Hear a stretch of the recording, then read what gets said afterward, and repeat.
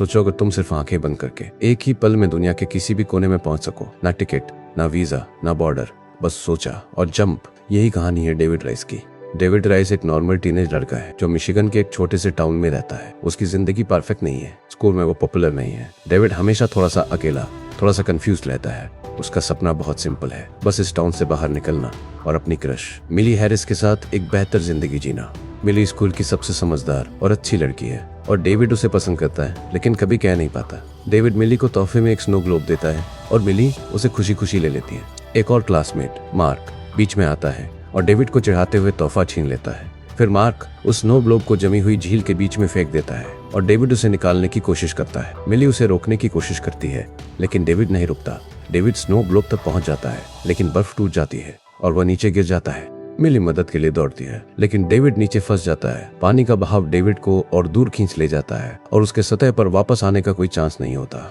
अब अगर ये एक नॉर्मल मूवी होती तो लड़का डूब जाता, लेकिन यहाँ कुछ अलग होता है। डेविड पानी के अंदर पैनिक करता है, सांस नहीं आ रही और अचानक बूम, डेविड सीधे पहुंच जाता है अपने टाउन की लाइब्रेरी के अंदर। ना कोई दरवाजा, ना कोई खिड़की, बस एक ही पल में डेविड खुद शॉक में होता है। वो बार बार आंखें झपकाता है, सोचता है शायद ये कोई भ्रम है। डेविड पूरी तरह से हैरान और कंफ्यूजन में होता है, लेकिन बिना किसी को शक हुए लाइब्रेरी से बाहर निकलने की कोशिश करता है। डेविड घर जाता है और उसके पिता विलियम देखते हैं कि वह लेट हो गया है। डेविड अपने पिता के साथ अकेला रहता है, क्योंकि जब वह बच्चा था तब उसकी माँ उसे छोड़कर चली गई थी। विलियम पूछते हैं कि डेविड कहाँ था, लेकिन वह जवाब नहीं देता। विलियम गुस्सा हो जाते हैं और डेविड का पीछा करते हुए उसके कमरे में जाते हैं। डेविड अपना कमरा लॉक कर लेता है, लेकिन विलियम जबरदस्ती अंदर घुसने की कोशिश करते हैं। जैसे ही विलियम अंदर घुसते हैं, डेविड गायब हो जाता है और फिर से लाइब्रेरी में दिखाई देता है। डेविड को एहसास होता है कि उसकी ये नई काबिलियत बेहतर जिंदगी की चाबी हो सकती है। वह घर जाता है और अपने बचाए हुए कुछ पैसे निकालता है। वह एक बड़े शहर में जाकर नई जिंदगी शुरू करने का फैसला करता है। फिर डेविड एक पार्क में प्रैक्टिस करके अपनी काबिलियत के बारे में और जानने की कोशिश करता है, यह देखने के लिए कि क्या वह अपनी शक्तियों पर बेहतर कंट्रोल पा सकता है। वह एक टूरिस्ट मैगजीन देखता है और दुनिया भर की अलग अलग टूरिस्ट जगहों को देखता है और उन जगहों पर टेलीपोर्ट करने की कोशिश करता है। वह एम्पायर स्टेट बिल्डिंग देखता है और उसे याद आता है कि वह अपनी माँ मैरी के साथ वहाँ गया था। उसके कमरे में अचानक चीजें उड़ने लगती है और वह एम्पायर स्टेट बिल्डिंग में टेलीपोर्ट हो जाता है। डेविड को तब एहसास होता है कि वह सिर्फ उन्हीं जगहों पर टेलीपोर्ट कर सकता है जहाँ वह पहले जा चुका है। बिना पैसे के डेविड अपनी शक्तियों का इस्तेमाल करके एक बैंक से चोरी करने का फैसला करता है। वह एक बैंक जाता है और बाथरूम इस्तेमाल करने के लिए पूछता है और जैसे ही वह जाता है उसे बैंक के वॉल्ट के अंदर का नजारा दिखता है। उस शाम डेविड टेलीपोर्ट करके वॉल्ट में जाता है और जितना हो सके उतना पैसा ले लेता है। वह कई बार आता जाता है और हर बार लौटते समय अपना बैग भर लेता है। अगले दिन बैंक डकैती की जांच शुरू होती है। रोलैंड कॉक्स आता है और बैंक मैनेजर को बताता है कि वह सरकार के लिए काम करता है। फिर वो सभी वीडियो सर्विलांस फुटेज और पिछले महीने बैंक में आए हर व्यक्ति के नाम मांगता है। रोलैंड देखता है कि बैंक का वॉल्ट कभी खोला नहीं गया था और अधिकारियों को कोई अंदाजा नहीं है कि डकैती कैसे हुई। रोलैंड को ऐसे लोगों के बारे में पता लगता है जो टेलीपोर्ट कर सकते हैं और वह अंदाजा लगाता है कि चोरी उनमें से किसी एक ने की होगी। कई साल बीत जाते हैं और डेविड अब न्यूयॉर्क शहर के डाउनटाउन में एक पेंट हाउस अपार्टमेंट में रहता है। डेविड बहुत शान से रहता है, उसके पास वह सब कुछ है जिसकी उसे जरूरत है। उसका अपार्टमेंट दुनिया भर की अलग अलग जगहों की तस्वीरों से भरा है और उसके पास एक सीक्रेट कमरा भी है जहाँ वह अलग अलग देशों की करेंसी रखता है। फिर डेविड लंदन के एक बार में टेलीपोर्ट करता है जहाँ उसे एक खूबसूरत महिला दिखती है। वह बिना सोचे समझे उसके पास टेलीपोर्ट करता है और एक दूसरा आदमी ग्रिफिन उसे टेलीपोर्ट करते हुए देख लेता है। वह उस लड़की के साथ एक रात बिताता है और अगले दिन वह बड़ी लहरों पर सर्फिंग करने के लिए फिजी चला जाता है। फिर वह मिस्र जाता है और स्फिंक्स के ऊपर लंच करता है। एक ट्रॉपिकल जंगल में एक आदमी भागने की कोशिश करते हुए टेलीपोर्ट करता है। वह जंगल के रास्ते टेलीपोर्ट करता है, लेकिन उससे एक केबल जुड़ी होती है जिससे वह जा नहीं पाता। वह एक पेड़ में फंस जाता है, बिजली के तारों में उलझ जाता है। रोलैंड आता है और उसके पास जाता है। टेलीपोर्टर पूछता है कि रोलैंड ने उसके साथ ऐसा क्यों किया और रोलैंड उसे बताता है कि जो लोग टेलीपोर्ट कर सकते हैं वे राक्षस हैं और उन्हें खत्म कर देना चाहिए। फिर वह उस आदमी को चाकू मार देता है जिससे उसकी मौत हो जाती है। फिर रोलैंड को कई साल पहले हुई डकैती के बारे में एक फोन कॉल आता है। डेविड अपने अपार्टमेंट में न्यूयॉर्क वापस आता है और देखता है कि रोलैंड वहाँ है। रोलैंड डेविड को बताता है कि वो एक बैंक डकैती की जांच कर रहा है, लेकिन वो पुलिस से नहीं है। डेविड रोलैंड को जाने के लिए कहता है, लेकिन रोलैंड इसके बजाय एक बैटन लेता है और डेविड को बिजली का झटका देता है। डेविड टेलीपोर्ट करके दूर जाने की कोशिश करता है, लेकिन कुछ मीटर से ज्यादा दूर जाने में उसे दिक्कत होती है। रोलैंड दौड़कर आता है, डेविड को फिर से बिजली का झटका देता है और उसे एक किनारे से नीचे फेंक देता है। फिर रोलैंड एक केबल फेंकता है और अपने बैटन को डेविड से जोड़ देता है। रोलैंड अपने बैटन को फर्श से जोड़ देता है और इससे डेविड बन जाता है जिससे वह ज्यादा दूर टेलीपोर्ट नहीं कर पाता। डेविड बेताब होकर भागने की कोशिश करता है, दीवार में एक छिपे हुए कमरे में टेलीपोर्ट करता है और केबल काटने में कामयाब हो जाता है। डेविड पैसे के कई बैग लेता है और गायब हो जाता है। वह अपने पिता के घर में अपने पुराने कमरे में फिर से दिखाई देता है।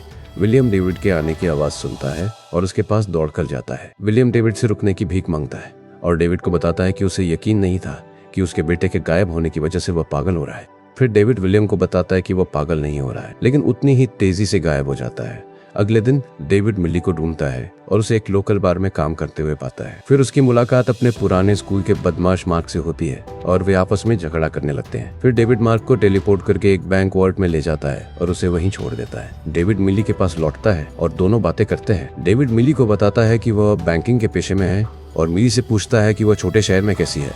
मिली कहती है कि वह अभी भी दुनिया घूमने का सपना देखती है और डेविड उसे अपने साथ रोम की यात्रा का ऑफर देता है।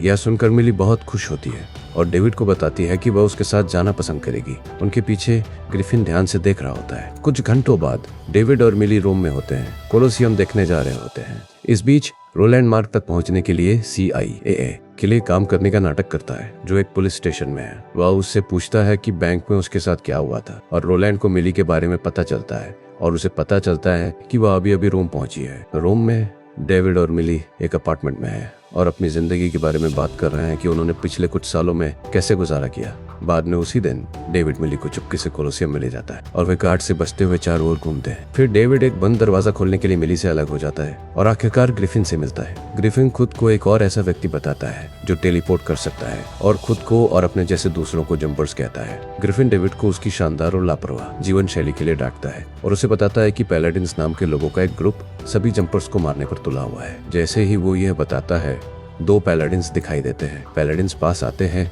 और अपनी लाठियां निकालते हैं और लड़ाई शुरू हो जाती है। डेविड भागने की कोशिश करता है, लेकिन एक बिजली के तार में फंस जाता है। उसकी टेलीपोर्ट करने की क्षमता फिर से बंद हो जाती है। फिर ग्रिफिन दोनों पैलाडिन से लड़ता है और जल्दी ही उन पर हावी हो जाता है। वह दोनों पीछा करने वालों को नाकाम कर देता है और डेविड को बताता है कि वह लंबे समय से पैलाडिन्स को मार रहा है। फिर वह टेलीपोर्ट करके अपने सीक्रेट ठिकाने पर चला जाता है। डेविड ग्रिफिन के जंप से बचा हुआ निशान देखता है, जिसे जंप स्कार कहते हैं, और उसका पीछा करता है। ग्रिफिन उसे चेतावनी देता है और डेविड मिली के पास लौट आता है। फिर डेविड मिली को अपने साथ ले जाता है और उसे कोलोसियम से बाहर ले जाता है, लेकिन मिली पूछती है कि क्या हो रहा है। इससे पहले कि डेविड कुछ समझा पाता, पुलिस आ जाती है और कोलोसियम में घुसने के जुर्म में डेविड को गिरफ्तार कर लेती है। पुलिस स्टेशन में डेविड से पूछताछ की जाती है, लेकिन वो कहता है कि वह सिर्फ एक टूरिस्ट है जिसने नियम तोड़े हैं और उसे इसका अफसोस है। फिर अफसर डेविड को छोड़कर चले जाते हैं और उसे एम्बेसी के मजिस्ट्रेट का इंतजार करने के लिए कहते हैं। जब डेविड इंतजार कर रहा होता है तो एक औरत अंदर आती है और डेविड उसे पहचान लेता है।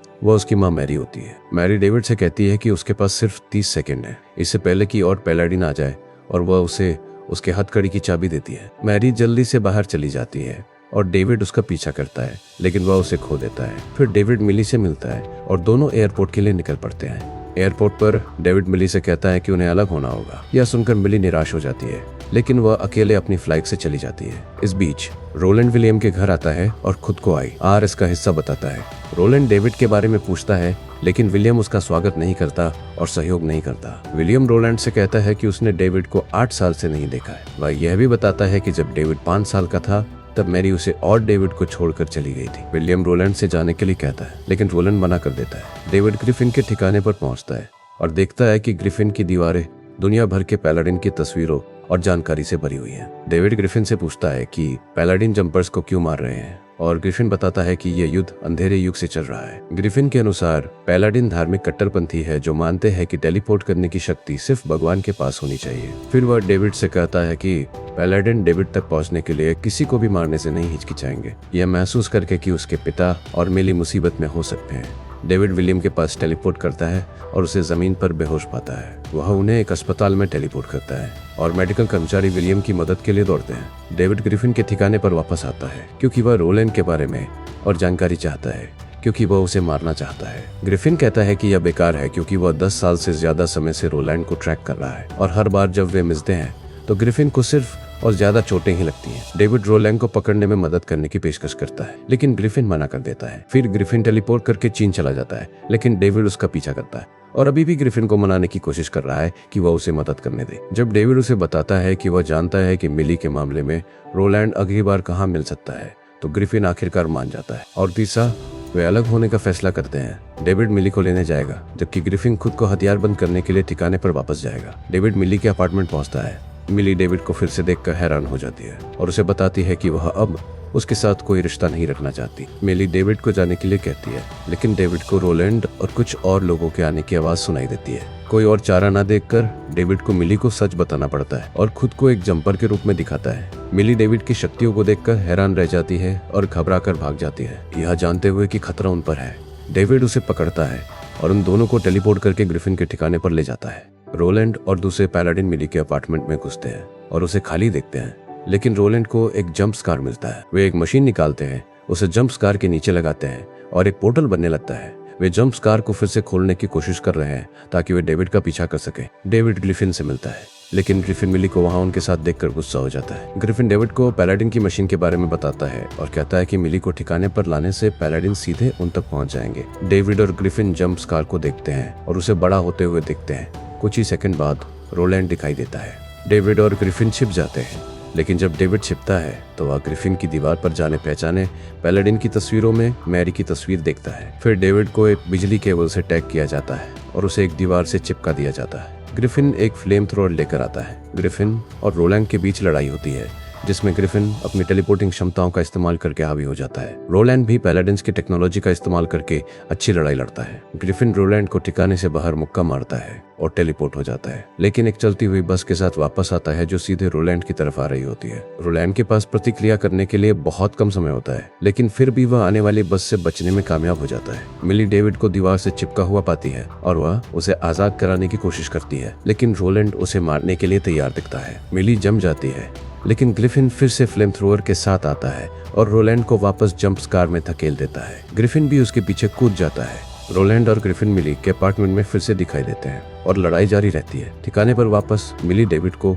सफलतापूर्वक आजाद कर देती है, लेकिन उसे बताती है कि वह घर जाना चाहती है। वह जो कुछ भी हो रहा है उसमें शामिल नहीं होना चाहती और बस अपनी सामान्य जिंदगी में वापस जाना चाहती है। डेविड के पास कोई चारा नहीं होता और वह मान जाता है। जैसे ही वह मिली को वापस ले जाने की तैयारी करता है, ग्रिफिन सफलतापूर्वक फिर से दिखाई देता है, जिसके पास पैलाडिन्स का जंप स्कार ओपनर होता है। लेकिन जंप स्कार अभी भी एक्टिव होने के कारण पैलाडिन्स एक केबल लॉन्च करने में कामयाब हो जाते हैं और मिली को पकड़ लेते हैं और उसे वापस अपार्टमेंट में ले जाते हैं। डेविड मिली को बचाना चाहता है, लेकिन ग्रिफिन एक बम तैयार करता है। डेविड उलझन में है, लेकिन ग्रिफिन उसे बताता है कि यह पैलाडिन्स को हमेशा के लिए खत्म करने का उसका मौका है। वह बम के साथ अपार्टमेंट में टेलीपोर्ट करने का इरादा रखता है। डेविड विरोध करता है और बम के साथ टेलीपोर्ट हो जाता है। ग्रिफिन उसका पीछा करता है और दोनों कई अलग अलग जगहों पर टेलीपोर्ट होते हुए लड़ते हैं। वे मिस्र, सैन फ्रांसिस्को, न्यूयॉर्क में टेलीपोर्ट होते हैं और इस दौरान बम के रिमोट डेटोनेटर के लिए लड़ते रहते हैं। वे एक युद्धग्रस्त देश में पहुंचते हैं और ग्रिफिन को आखिरकार डेटोनेटर मिल जाता है, लेकिन ग्रिफिन यह नहीं देखता कि एक खंभा उन पर गिर रहा है। डेविड ग्रिफिन को खंभे में टेलीपोर्ट कर देता है,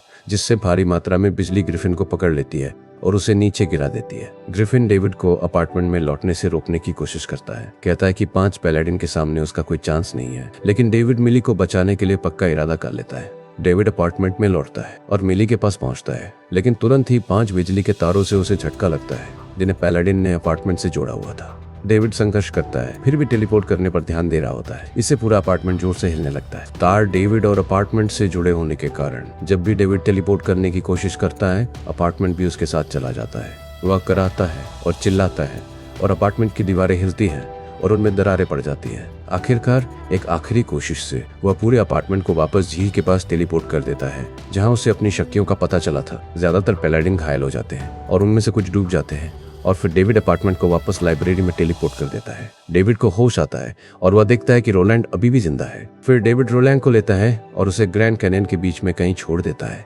समय बीतता है और डेविड अपनी माँ को ढूंढ लेता है। मैरी की बेटी दरवाजा खोलती है और डेविड और मैरी आखिरकार बात करते हैं। मैरी बताती है कि वह भी एक पैलाडिन है। जब डेविड ने 5 साल की उम्र में पहली बार टेलीपोर्ट किया था, तो मैरी ने उसे दूसरे पैलाडिन से बचाने के लिए उसे छोड़ने का मुश्किल फैसला किया था। अब जब वे फिर से मिल गए हैं, डेविड पूछता है कि क्या होगा। मैरी जवाब देती है कि वह उसे आगे बढ़ने का मौका देगी। फिर डेविड मिली के पास लौटता है, जो उसका बाहर इंतजार कर रही होती है। दोनों एक दूसरे का हाथ पकड़ते हैं, मुस्कुराते हैं और टेलीपोर्ट होकर चले जाते हैं। दोस्तों, अगर आपको ये वीडियो पसंद आया और देखते समय आप कहानी में खो गए, तो प्लीज हमें सपोर्ट करने के लिए सब्सक्राइब करें, ताकि हम आपके लिए ऐसे और वीडियो लाते रहें। देखने के लिए धन्यवाद।